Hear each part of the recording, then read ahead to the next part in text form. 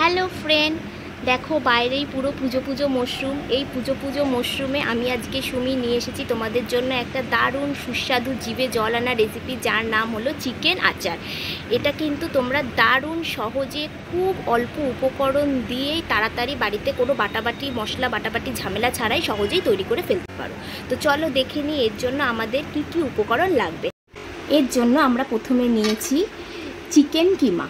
চিকেনে আগে থেকেই নুন হলুদ ম্যারিনেট করে রেখে দিয়েছি। নেক্সট আমাদের লাগছে পেঁয়াজ কুচি, অল্প কিছু ক্যাপসিকাম কুচি। একটা ক্যাপসিকামে তোমরা অর্ধেক কুচি করে নেবে, ঠিক আছে। আর এখানে আমি নিয়েছি একটা মিডিয়াম সাইজের পেঁয়াজ, ঠিক আছে।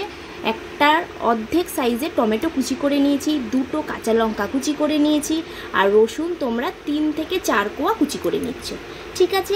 ব্যাস এইটুকুনি উপকরণ দিয়েই কিন্তু আমরা খুব সহজেই দারুণ সুস্বাদু চিকেন আচার বানিয়ে ফেলতে পারবো। তো চলো এবার আমরা রান্নায় চলে যাই।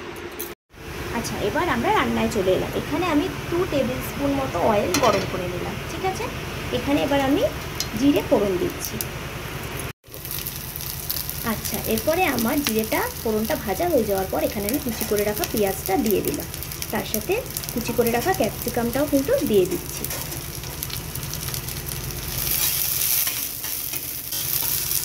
গ্যাসের ফ্লেমটাকে আমি রাখবো একদম মিডিয়ামে, বেশি বাড়াবো না বেশি কমাবো না। এরপরে আমি দিয়ে দিচ্ছি এখানে কুচি করে রাখা কাঁচা লঙ্কাটা আর কুচি করে রাখা রসুনটা।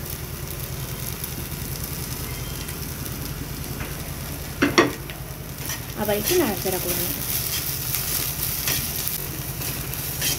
রসুনের সেন্টটা আসার পরে আমি এর মধ্যে অ্যাড করবো টমেটো পিউরিটা। তোমরা চাইলে টমেটো পিউরিও দিতে পারো, চাইলে টমেটো কুচিও দিতে পারো। এরপর আমরা এর মধ্যে অ্যাড করলাম টমেটো কুচিটা।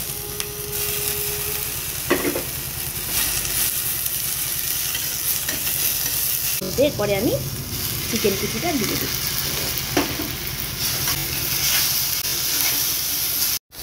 আচ্ছা, এর মধ্যে চিকেন কিমাটা দেওয়ার পরে আমি এর মধ্যে হালকা একটু লবণ দিয়ে দিচ্ছি। যেহেতু আমি চিকেনে আগে থেকে লবণ ম্যারিনেট করেছিলাম, তো আমি বেশি লবণ দেবো না, হালকা। এরপরে আমি এখানে দিচ্ছি হলুদ গুঁড়ো, ঠিক আছে। সামান্য একটু হলুদ গুঁড়ো আমি দিয়ে দিলাম। এবার একটু ভাজা ভাজা করার পর এর মধ্যে জলটাকে অ্যাড করে দিলাম।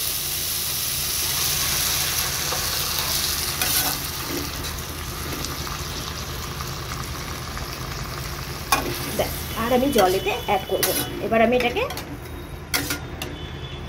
ঢেকে বসিয়ে দেবো।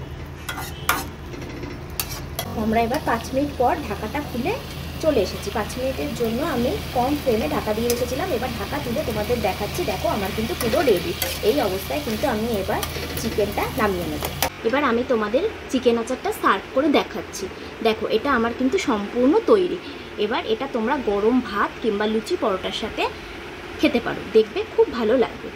এবার যারা আমার চ্যানেলটা দেখতে দেখতে শেষ অবধি চলে এলে তাদের উদ্দেশ্যে বলি, যদি কারোর একটু হলেও ভালো লেগে থাকে আমার এই রেসিপিটি, আর যদি একটু হলেও উপকৃত হও, তাহলে আমার চ্যানেলটাকে লাইক এবং সাবস্ক্রাইব করে দিতে ভুলো না। তাহলে আমি আবার নেক্সট ভিডিও ছাড়ার জন্য অনুপ্রাণিত হব। ওকে, থ্যাংক ইউ।